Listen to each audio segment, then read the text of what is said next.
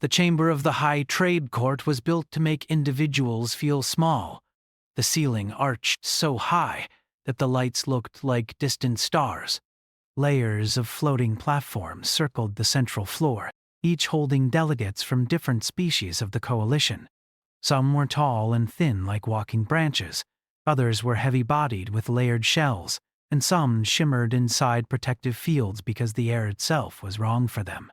In the very center of the chamber stood a single figure inside a faint blue restraint field. Elias Ward kept his hands at his sides. The field hummed softly around him. Not painful, but firm enough that he could feel the pressure if he tried to move too fast. He had stopped testing it hours ago. His dark hair was uneven where emergency medics had cut around a head wound days earlier. A thin white medical patch still rested near his temple. His clothes were not a uniform anymore, just a plain gray garment provided by the court, marked with a glowing symbol that translated roughly to recovered asset. Asset, not person. High above him, the presiding judge floated within a ring of pale light. The judge's species, the Varel, had no visible face, only shifting layers of translucent tissue that changed color with emotion. At the moment, the judge glowed a calm, distant blue. "The matter before this court," the judge said, voice carried through translation fields, "is the ownership status of salvage sentient designation, human individual tag Elias Ward." A ripple of quiet signals passed through the platforms. Below, on a lower tier, representatives of the Threxel extraction combine waited. Their bodies were thick and plated, like upright stone beasts with jointed limbs. Metallic harnesses covered their torsos, filled with data ports and legal transmitters. To them, this was a business meeting. One of the Threxel shifted forward. "The Combine asserts lawful claim," the translator said in a flat tone. "The human was recovered from wreckage within a debris field marked under our registered salvage rights. All materials and life forms within that field fall under standard recovery law." Elias stared at the floor, jaw tight. On another platform sat observers from dozens of minor species. Most had never seen a human before the last few cycles. Humanity was new to the wider galaxy, barely mapped, barely understood. Their first large colony ship had been lost in an accident near a busy trade corridor. The debris had drifted into territory already claimed by corporate salvage fleets, and Elias had been found there. "Condition of the asset at time of recovery?" the judge asked. "Severe oxygen deprivation. Radiation exposure. Multiple fractures," the Threxel representative said. "Revived through Combine medical investment. Therefore, value increased beyond base biological worth." A few delegates made faint sounds of agreement. Investment meant ownership. That was the foundation of half the coalition's economy. The judge's light shifted slightly. "Records indicate the human was located in an engineering compartment, not an escape pod." "Yes," the Threxel said. "He was found secured to a damaged power conduit, likely trapped while attempting personal survival." Elias closed his eyes for a moment. He could still feel the heat of that corridor, the shaking of the ship, the alarms that never stopped, but he said nothing. From a mid-level platform, a smaller figure leaned forward. Advocate Solari of the Lethery looked fragile compared to the heavy shapes around her. Her species was built for low gravity and quiet worlds. Slender bodies, wide dark eyes, skin that shimmered softly like moonlit water. She wore the simple bands of a junior diplomatic observer, not a senior voice. "Permission to submit contextual evidence," Solari said. A few nearby delegates shifted in mild annoyance.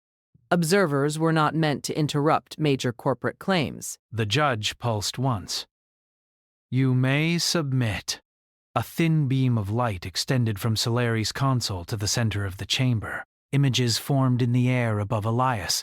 A human colony ship, long and curved, broken open like a cracked shell. Internal corridors flashed into view. full of smoke and drifting debris. Recovered data from the ship's internal systems, Solari said, her voice softer than the others but steady. Specifically from Engineering Section C. The image zoomed into a narrow corridor. Emergency lights flickered. A human figure in a torn environment suit, Elias, dragged a heavy cable across the floor. He was not attempting escape, Solari continued. He was rerouting power from life support backups to passenger cryobays. The chamber grew quieter. Another clip played. Elias forcing open a jammed hatch while warning lights flashed red. A voice recording came through, distorted but clear enough. If we don't get power back to Deck 12, they're gone. I don't care about the bridge. Just keep the bays running. The recording cut into static. Solari lowered her hands. 4,216 passengers survived in functioning cryopods when the wreck was later recovered. Engineering logs show power stabilization occurred minutes before total reactor failure. The Threxel representative made a sharp clicking sound. Heroic narrative does not alter legal status. The asset's actions prior to recovery are irrelevant to ownership. Intent is relevant to classification, Solari replied. This individual made a voluntary choice to remain in a lethal area to preserve unrelated lives. Unrelated? Another delegate muttered. Not kin group? No, Solari said. Passenger manifests show multiple cultural and genetic groups. Many, not from his origin region. Elias looked up slightly at that, surprised she knew so much. The judge's light deepened in color. Clarify your argument, advocate. Solari hesitated only a moment. If this being acted with autonomous moral reasoning under extreme threat, then he is not a simple biological resource. He demonstrates self-directed value systems. That challenges classification as recoverable property. A low murmur spread through the chamber. Philosophical debates were uncomfortable in trade court. The Threxel shifted heavily. All advanced species demonstrate decision patterns. That does not prevent lawful ownership under debt, contract, or salvage. Solari took a breath. Her hands trembled slightly, but she did not lower them. Then we must ask a simpler question. If he is property? She reached to her belt and removed a small crystal drive, no larger than her palm. It glowed with personal authorization seals. This contains my full credit reserve, she said. My family inheritance. My future diplomatic earnings. She extended it toward the center of the court, toward the judge's light. Is this enough to buy you? For a moment, no one reacted. Then the meaning settled across the chamber like a pressure wave. Platforms went still. Translation fields hummed but carried no speech. Even the Threxel representatives froze, processing. The judge's glow flickered, colors shifting rapidly in patterns of surprise. Solari's voice shook now, but she kept going. If he is property, he has a price. I am offering payment. Transfer ownership to me. I will free him under Lethari protection. Elias stared at her. No one had ever looked at him like that before. Not as cargo, not as a problem, but as someone worth sacrificing for. The Threxel recovered first. This is improper. Emotional interference in commercial proceedings. It is a valid offer, Solari said quickly. You claim market logic. I'm the market.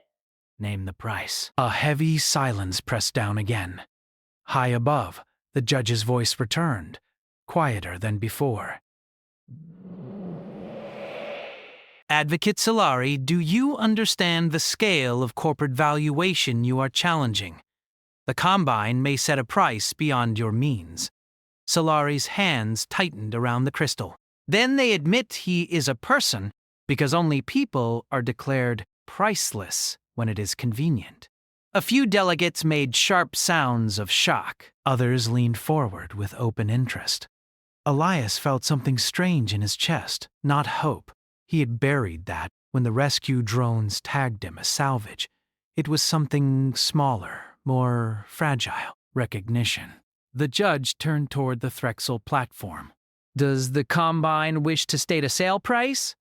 The representatives did not answer immediately. Their legal implants flickered with rapid internal communication. Finally, their speaker said, "The Combine does not trade strategic assets during active litigation." Strategic? Solari echoed. "The human species is under evaluation," the Threxel said. "Their labor resilience is high. Hazard tolerance above galactic mean. Emotional bonding patterns may be exploitable for compliance structures." Elias let out a short, humorless breath. Exploitable. Solari looked back at him, and for a moment the vast court disappeared. "He saved thousands," she said softly. "And you see a tool.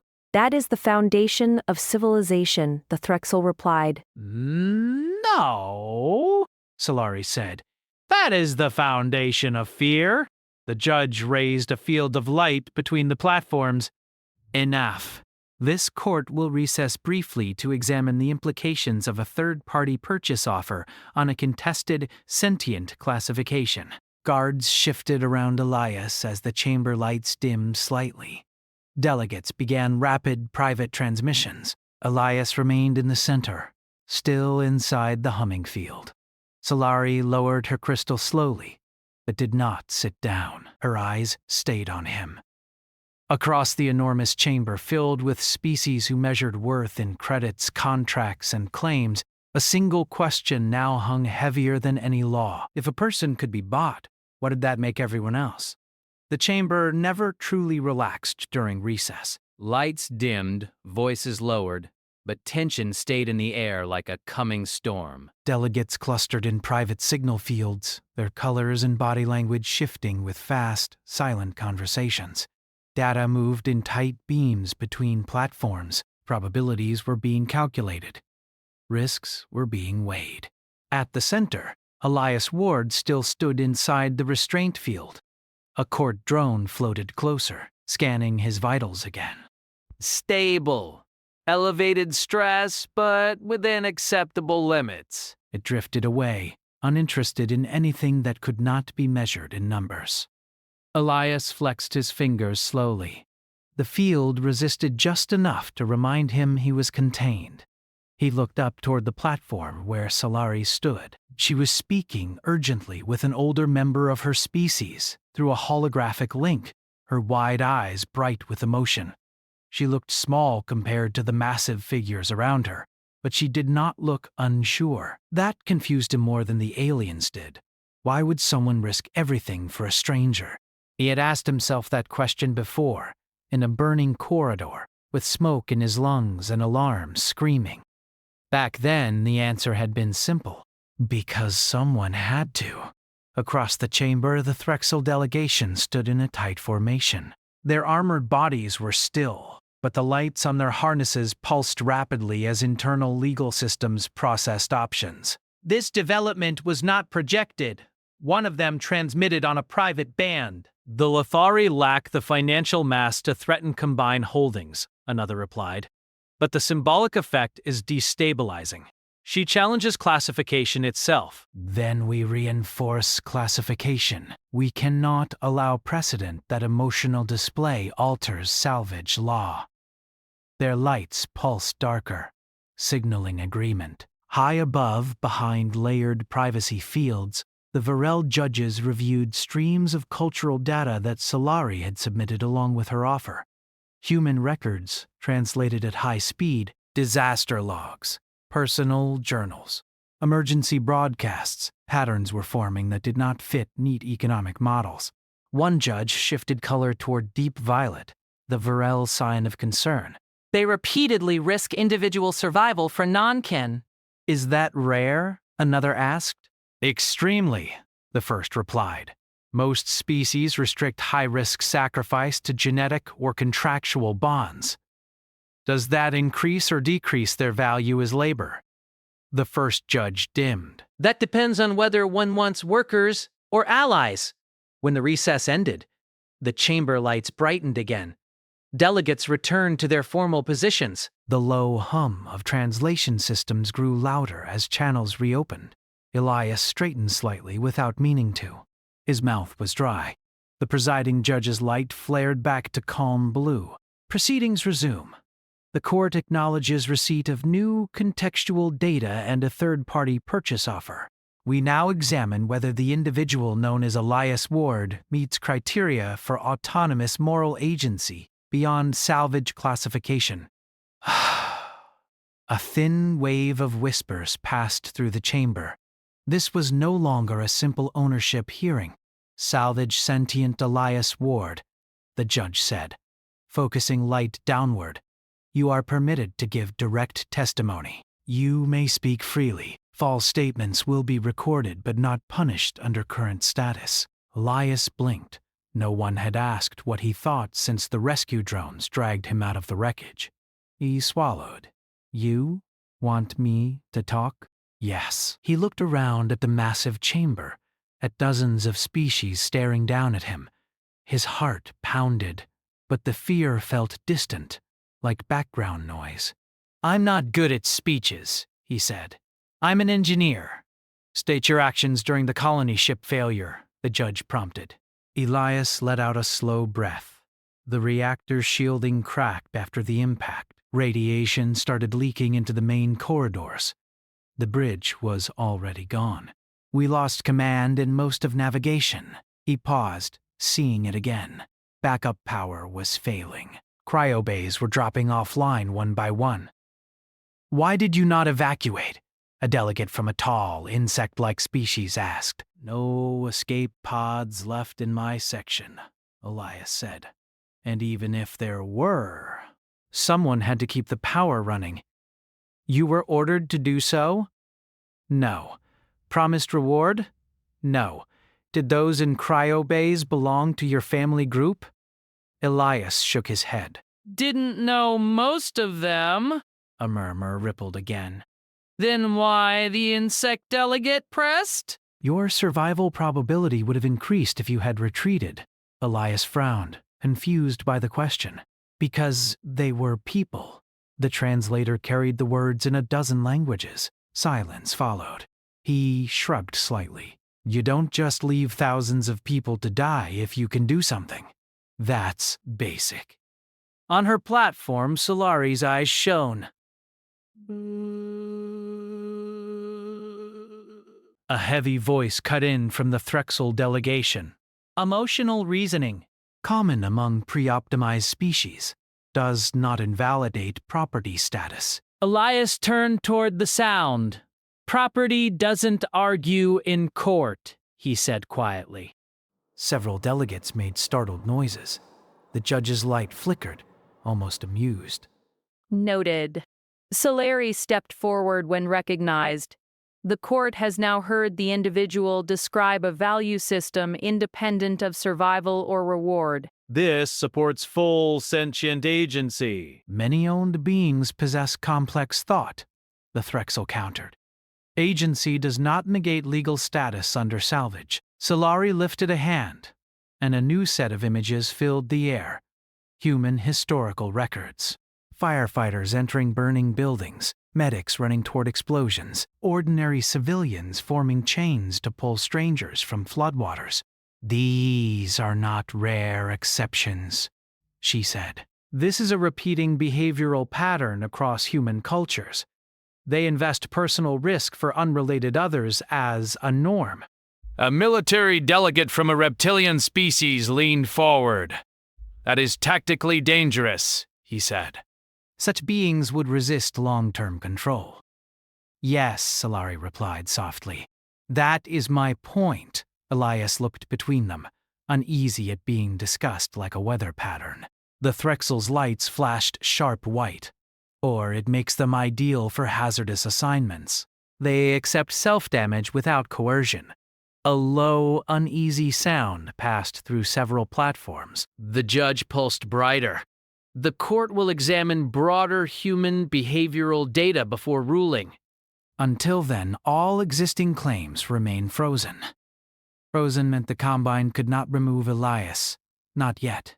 For the first time since his capture, Elias felt the tight band around his chest loosen just a little. Above him, species who had never met a human were beginning to understand a strange truth. The question was no longer how much a human was worth. It was whether a species like that could ever truly belong to anyone. Tension settled over the high trade court like a heavy fog that would not lift. No one spoke loudly now. Even species that communicated through color or scent muted their signals. Something larger than a single legal case was unfolding, and everyone could feel it. Elias Ward still stood in the center restraint field, but the way others looked at him had changed. Before, he had been an object in a dispute. Now, he was evidence. Above him, streams of human data continued to flow through the court systems. Cultural records, emergency response logs, historical footage, emergency responses, testimonies pulled from Earth and its colonies. The court translators worked at full capacity, turning millions of human words into patterns the coalition could understand. The Threxel Extraction Combine watched it all with growing unease. One of their senior legal strategists transmitted on a secure channel. If this narrative hardens, salvage classification will collapse for any species displaying self-sacrificial group behavior. Financial impact? Another asked. Severe. Labor models across 3 sectors depend on recovered sentience. Then we must reframe the human trait as exploitable, not liberating. Their decision formed quickly. When proceedings resumed, the Threxel requested the floor. The Combine submits counter-analysis, their speaker said. A new set of projections appeared in the air. Charts, probabilities, behavioral models. Human self-endangerment patterns correlate with authority bonding and social approval cycles. This suggests potential for directed loyalty structures. Several delegates leaned closer. In simple terms, the Threxel continued, humans risk themselves for group survival. If the group is redefined as corporate structure, compliance becomes self-reinforcing. Elias felt a chill. They were trying to turn the best part of people into a control system.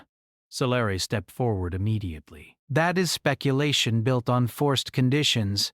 You are describing psychological manipulation. The Threxel corrected. A deep-voiced delegate from a warlike species rumbled. Could it work? Yes, the Threxel said without hesitation. Humans bond strongly. Redirect the bond. Elias looked up at the judges. That's not how it works, he said. The judge focused light on him. Explain.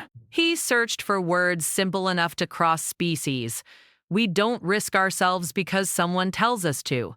We do it because we decide it's right. If you try to force it, he shook his head.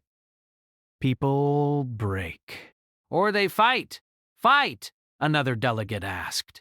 Even if they lose, Elias said quietly. That landed harder than shouting. Solari added new evidence. Records of human resistance movements from their own history. Occupations. Forced labor camps. Rebellions that lasted generations even when success seemed impossible. They do not stop simply because the cost is high, she said. Their identity forms around the refusal. A long silence followed. The military delegate who had spoken earlier leaned toward the judges. A population like this cannot be stably enslaved. Suppression cost would exceed productivity. Not if numbers remain small, the Threxel argued. Solari's voice sharpened. You are assuming humanity will stay small. As if summoned by the statement, a court officer interrupted with an external alert. Multiple vessels have entered high orbit around the station, identified as human diplomatic signatures. The chamber stirred in alarm. Armed? The judge asked. Minimal weapon systems. Configuration matches rescue and medical fleets. A holographic view filled the air. Dozens of human ships holding position at a respectful distance. Bright white hulls marked with medical crosses, supply emblems, and disaster relief symbols. They are broadcasting a message, the officer said. Audio played through the chamber. A calm human voice spoke. This is the United Earth Emergency Coalition. We are aware one of our citizens is under legal review. We respect the authority of this court. We will not interfere. We are here to offer medical, technical, or humanitarian aid to any species in need while proceedings continue. Murmurs swept the platforms. They came to help? One delegate whispered. While one of theirs may be declared property, Solari said softly. The contrast was impossible to ignore. The Threxel lights dimmed in irritation. Emotional theater. But doubt had entered the room. The judges withdrew into private deliberation fields, colors flashing in complex patterns. The core question had shifted again. This was no longer about one human, or even human behavior. It was about what kind of relationship the galaxy wanted with a species like this. Below, Elias watched the image of the ships. He recognized some of the hull designs. Civilian refit cruisers turned hospital carriers after the colony disaster. Volunteers, not soldiers. They didn't have to come, he murmured. Solari heard him through the open channel, but they did. Hours passed in layered silence. Finally, the judges returned, their lights steady but brighter than before. Before verdict, the presiding judge said, "This court acknowledges a strategic assessment." Every delegate leaned in. A species whose individuals repeatedly accept personal loss for unrelated others cannot be reliably categorized as recoverable labor. Attempts at ownership would generate continuous resistance, moral conflict, and interstellar instability. The words settled like gravity. The Threxel tried once more. Economic systems cannot bend for every emotional anomaly. This is not anomaly, the judge replied. It is species pattern. Elias exhaled slowly, not daring to hope yet. Solari closed her eyes in relief. The breaking point had come. Not through weapons, not through threats, but through a simple truth the galaxy had never needed to face before. Some beings would rather suffer than stop being themselves, and that made them impossible to own.